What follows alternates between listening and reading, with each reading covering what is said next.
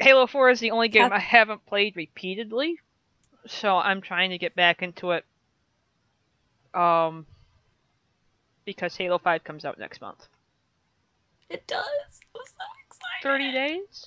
Just about I 30 think, days? yeah, it's a month from tomorrow, isn't it? It's the 27th, Yep. right? Yep. A month from tomorrow. This will be my first actually knowing what the heck is going on Halo launch. Because I actually, true story, I went to the Microsoft store for the launch of Halo 4. She didn't know squat. And I didn't know anything about it. It was when those like my friend was going and they were like, "Come on, let's go." And so like I faked it the entire time like I knew what I was talking about. And all the creators and the people that were there from it's like Certain Affinity and Rooster Teeth, they were there. They were all so nice. And I was just like, this is really cool. So I go afterwards and still didn't know anything and ended up watching with someone the last two or three episodes of Spartan Ops, which is just spectacular too. And I was like, who's this Osmond lady and why is she so freaking mean? Oh my god. I was like, she is a queen bee.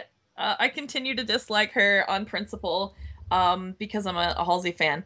But yeah, so I got really interested. And so I went back and got my hands on some LPs uh, and watched it and kind of fell madly in love with Catherine because she's the badass. She is. She's like this old lady in this, but she always, I hate to say old lady, she's really not. She's like 60. She was 60 in Combat Evolved, and this is 4 years after CE, so 65. What, Halo 5 is only? I No, thought it was no, 4 is 60. 4 is 65. 5 is not too much after 4. So it should be 65 or 66, something like that. Yeah. And my point being, she oh, go ahead. Go ahead. Go ahead. I'm just Oh, gonna no, I'm say just gonna say the point. Sorry. Talk.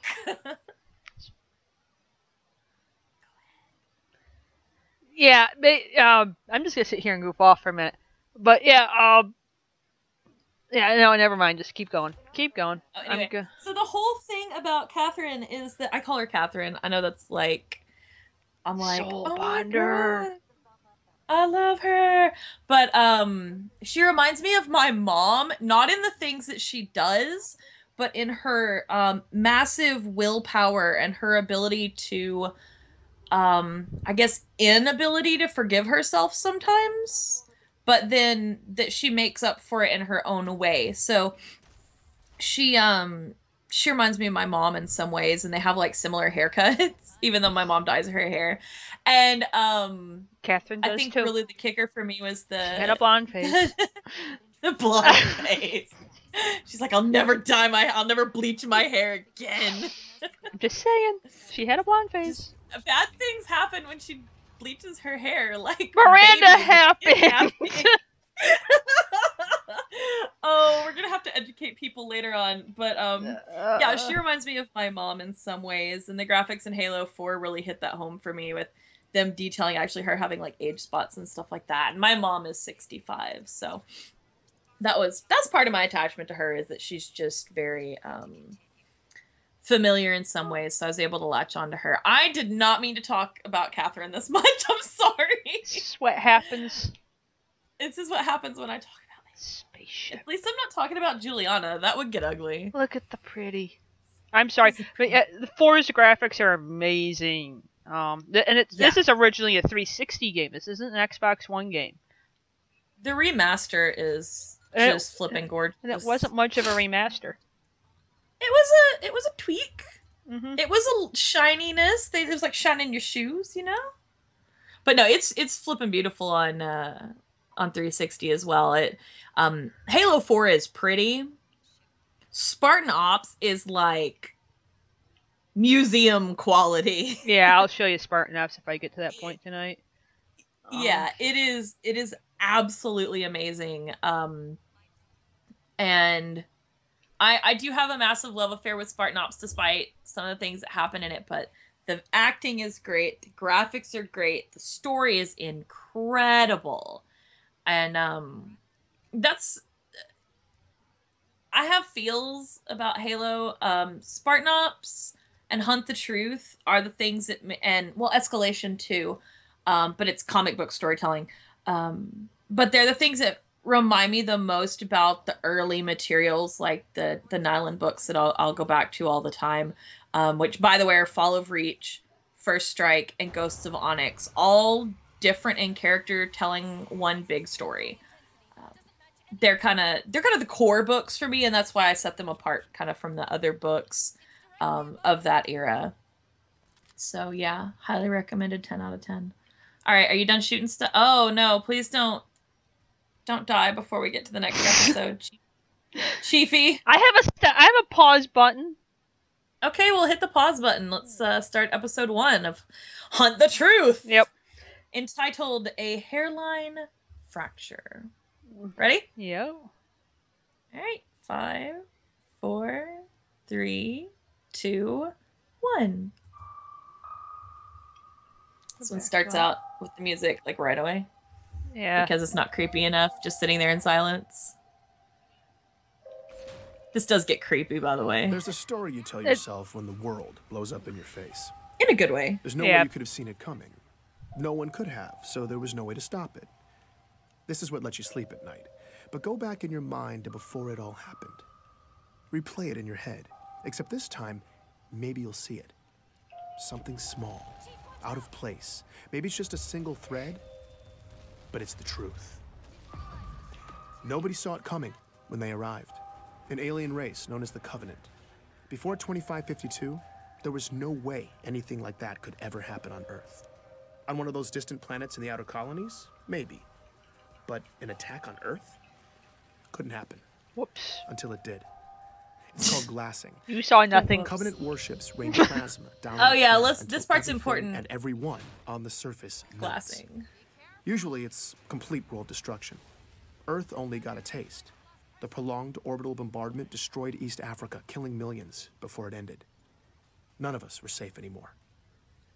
But something else happened that day too. Or someone. I love this militaristic music theme going on. Every skeptic has seen the footage. I was there, and yet still to this day, it's unbelievable. A massive man in green armor appeared seemingly out of nowhere in New Mombasa, performed superhuman feats to single-handedly repel a global invasion, and then disappeared? This was the Master Chief. The Unified Earth Government's military body, the UNSC, eventually released a statement. Who he is, where he came from, and that he's continuing to keep us safe. And that was that. But who is the Master Chief? Where did he come from? Is he continuing to keep us safe? I'm Benjamin Giroux, and this is Hunt the Truth. For all us cosmopolitan Earth types who don't venture into the far reaches you should of space, say these things and not type them, dear. Shut up. Eridanus 2. If you're thinking of visiting, don't bother. It was catastrophically glassed. It was an important part, okay? But 19 years before it and something to say about hero, glassing. Petty Officer John 117, is known as John, was born in a metropolis called Elysium City. Yeah. That's where I started. Damn it. Do I remember him? Oh yeah, you don't forget a kid like that. That's Dion Govender. Forget a kid like he that. chatted with me from his home in the outer colonies. I love all the accents. Dion's retired now. But years ago, he taught John at Elysium City, primary education facility number 119. Do you want me to stop? Apparently schools in the No, I'm trying to decide if I should talk over this. Because we're kind of here to commentary. Yeah. Go ahead. I was just going to talk about glassings for 2 seconds. It's just the way that... Dion seemed most don't pause it, because I'm not pausing mine. Ability. Yeah, I'm the not. Kids used to play King of the Hill after school. Okay. You know, the old game where you wrestle and push each this, other by the way, try to that's be the being last talked one about standing. is in Fall of Reach, and the Fall of Reach graphic novel about John, King of the Mountain, kind of a thing. And John is Master Chief. At the top of that hill. Right here. Yeah, every single day. I'll talk about glassing later when it comes up. Yeah, glassing becomes a big thing later on.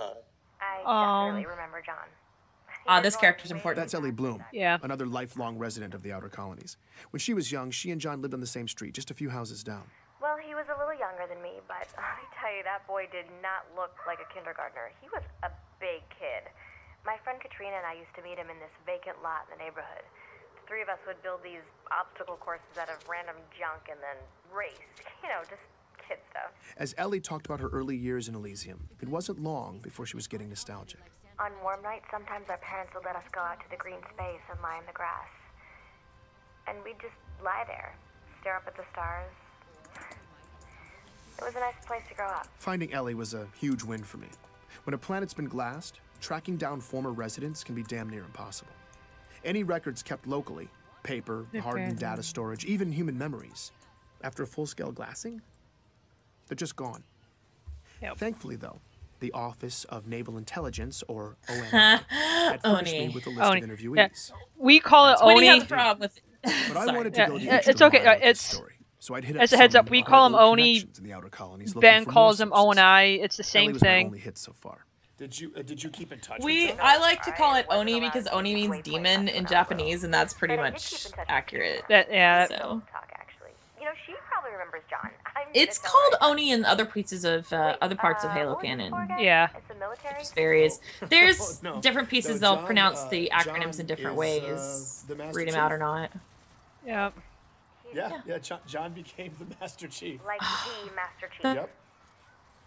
Oh my god, no way. Nails this entire thing. I can't handle him at all. My god, that's crazy. Ellie lost her mind for a few minutes. I guess it's not every day you find out that your childhood playmate saved the galaxy. Oh my god, now I'm definitely telling Katrina. I mean, she is gonna freak out. All right, so maybe Ellie wasn't going to be much help. I needed more of the young warrior angle. Here's Dion again. The boxing story. No, what's that? Okay, so Not yet. I taught the primary kids, you know. This but story. I also ran Yeah. this boxing league at the high school. Uh-huh. You know, second week, we're doing drills in the gym. John walks in. Huh. Now, mind you, John is in 6th grade at the time. I say, hey, John, what's up? He says, I want to sign up for boxing. This And I story, say, though. John, you're 12. You know, what are you talking about? But John was adamant. But I look at him and he ain't leaving. Right. So I said, okay, what the hell? Figure let it be a formative lesson for the kid. I don't know what it, so I put him in the ring with, I'm such a with the cynic. smaller guys. John, Yeah. pummeled No, this this boy. is. It was over in about 15 seconds. Okay. The boxing So is I kind of went, a all right, thing, look, I put him so in with his bruiser. Yeah. keep up Real with- good fighter. Yeah. Okay? Good fighter. 2 punches. you know John what? laid I him hate to give spoilers, 12 but years old. sorry. I like talking to Dion. I He was never warm and realized funny how in that much this grandfatherly actually memory harkens back lane to kinda the way. other I realized I'd thing, gotten lost in and it how all. it's really just a When the twist narrative of that took a story. dark I guess turn. I never really thought about it. John just Other didn't show up. thing. The other It was 25, fighting 24. incident. John was Yeah. 13. Well, That's when the you nightmare know, of the it harkens insurrection back that to had it been strongly. plaguing the outer colonies finally landed on John's community. Under Don't pressure die. from UNSC troops, the rebels were on their last leg, desperately seizing territory in the region and launching paranoid inquisitions to find spies. Yeah. Civilian abductions and interrogations became commonplace. They would just, question you. Just these meaningless questions. Oh, this part makes me so mad now. Thomas Wu was living on a neighboring colony when the Makes me rebels so showed up mad and hit now. hard, sweeping up Thomas Yeah, and this thousands is- of others in raids. Listening What to followed all was this months of now horribly overcrowded is. detainment, neglect, and often constant The questioning. narrative is beautifully manipulative and What are the encryption just codes for masterful in the way that it that system? really And you have no drags you in and idea makes you buy literally everything that you In hear. the final couple months, And that's Thomas says his captors started coming the whole unhinged, thing behind it is and then that toward the end, the just audience, disappeared, the listener, is leaving Thomas as and hundreds in of the others dark locked up. as Ben starving. is. Like, I don't want to play this you, part of the you interview, really don't know what's true but and I'll what's tell you, not. It got bad. And He the talks about longer it being goes on, the packed more in that like you realize how much you sardines. don't know. Yeah. Warm bodies, cold bodies, people dying in the dark, the smell. He doesn't know how long it lasted. Maybe weeks. But Thomas and many others survived. Now, doesn't They this made it out. contradict We helped each other. uh, We looked out for each other. Which one? And I mean, that's the only way. Cole Protocol slightly? We made it through to the liberation, No. and then we left. because it's this guy. Never look back. When I asked him where the survivors relocated to